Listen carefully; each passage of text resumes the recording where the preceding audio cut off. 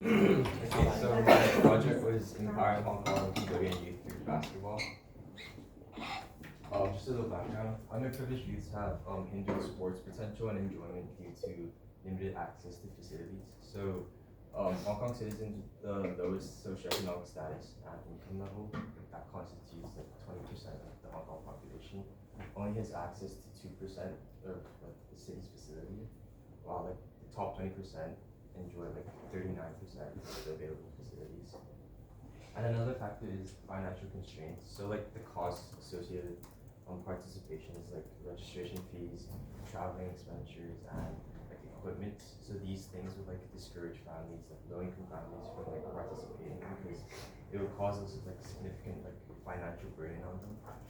And like 3 in 10 individuals from families with an annual income of 25,000 or less actively participate in sports. Okay, so on the left, I'm sure all of you know it's like the Gini coefficient data.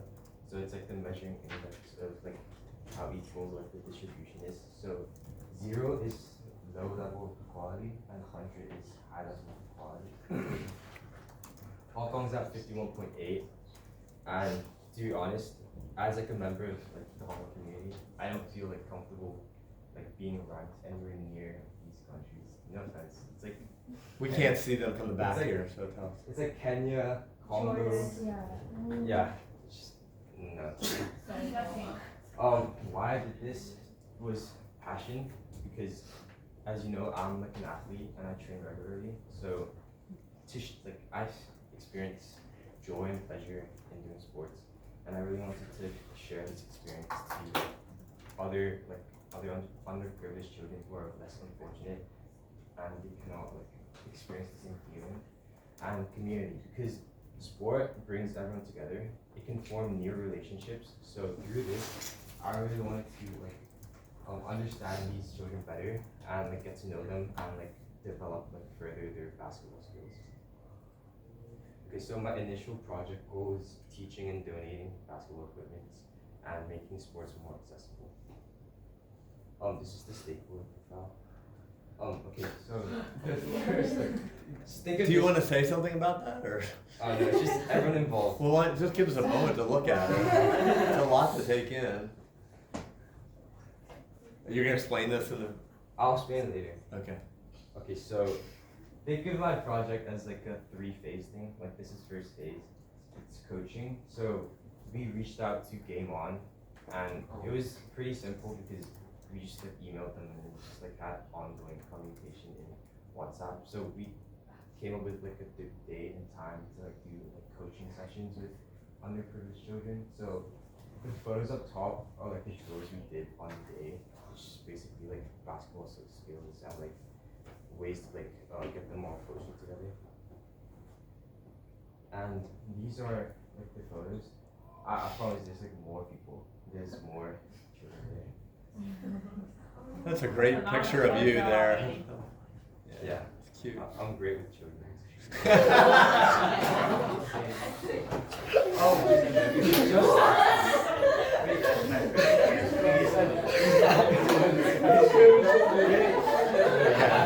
Alright, keep going. Because I said this was like a phase thing, so like I didn't really do this yet because we were supposed to be communicating with like HKBA, Hong Kong Basketball Association, but then they kept ghosting us. They took like a whole month to reply, but now we actually like we're gonna host a 3v3 basketball tournament. I think it's like next month, and like basically what we're gonna do is we're gonna have like entrance fees and like foods and drink, and there's gonna be like prize to like as like an incentive for children to join.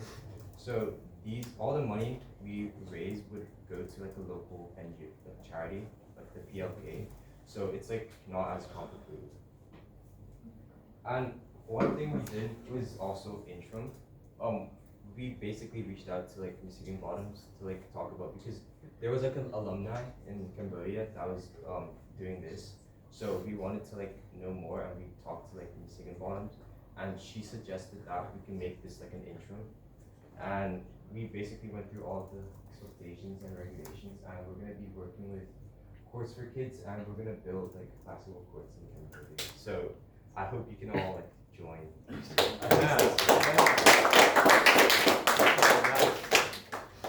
I don't have the video, but it's on YouTube. What? If you know Brian Austin, that's like an NBA G League player. So he plays in, if you don't know, the G League is like a development league for NBA players. So it's like one league down.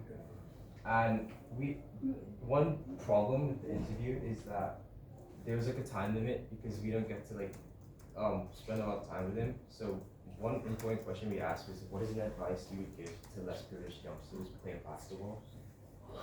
And to be honest, it's like every other basketball players, it's just like hard work and accountability are the most essential components to promoting equality, because no matter how rich or how poor you are, as long as you show it on the court, you would be recognized. This is my project log. Okay, for reflection. One of the big problems we had was time management, because one thing was procrastinating. We always had to put off our work.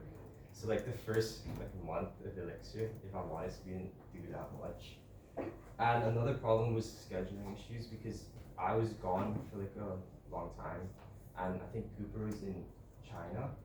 So the only one left was Tay and Rohit. And for some of the organizations like Save the Children, there was like a certain time, that was like I think April 17th. So we couldn't like force everything into one day because we were all busy. So yeah, that was like a major problem.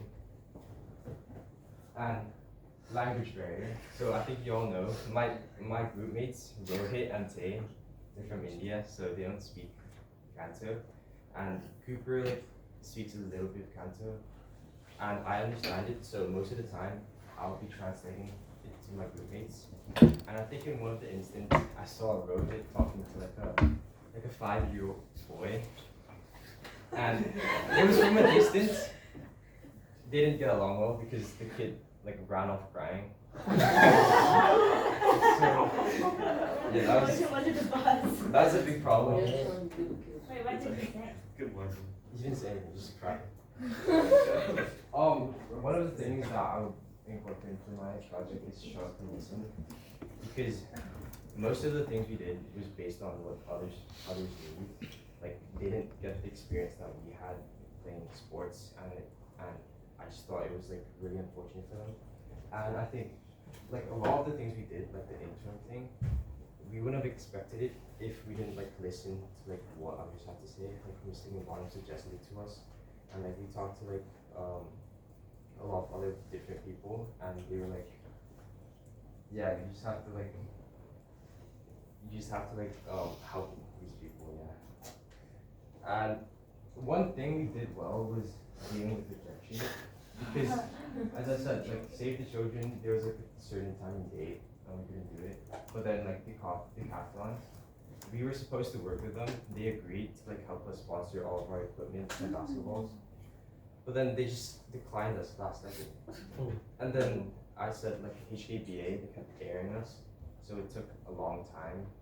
But I think in the end we pulled all the strings together and we still like got like the coaching thing with game on, so that was a good thing. I didn't put a self-reflection slide on here, but all I like to say is sports is a big part of my life, and I really couldn't imagine what I can.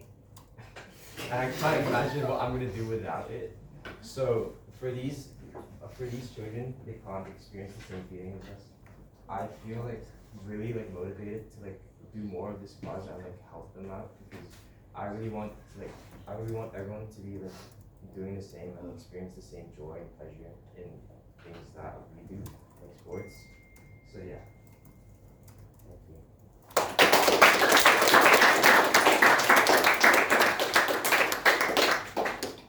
All right. Are there questions for Eden? Yeah, just now. Why did you choose basketball instead of like soccer? Because my roommates were horrible at soccer. So yeah, and they play basketball. So, and I used to play basketball, so it was like a more good thing. That's why. So is sports for Cambodia confirmed next year, like the annual? Likely, I think we're gonna do it next year. So yeah, just hope you can all join. It's gonna be fun. Are you going to be on the interim? Do you know? I we organized it, Okay. so for sure I'm gonna do it, and I think they're all gonna do it. So Great. that's Yeah, it. that's very impressive. Yeah, sort of questions, Theo, and then we'll get to Nina. Like, how many times did you go to work with the kids? We did it on 12th May. No, 12th April. 12th of May. But then we still have contact with like the kids, so we're gonna do like more sessions during the summer. So this was our first one, and yeah, there's more. Yeah. You said that for the event you were planning, they would have an entry fee. Is that for the kids who are participating? Because you said that most people who do this wouldn't have the money. Oh no, for that because we're working with HDBA, so Oh. that's like the league. So we're gonna have like incentives like the players from the league to join. So there's gonna be prizes as well. So Not, okay. Anything else? Okay. All right. Good.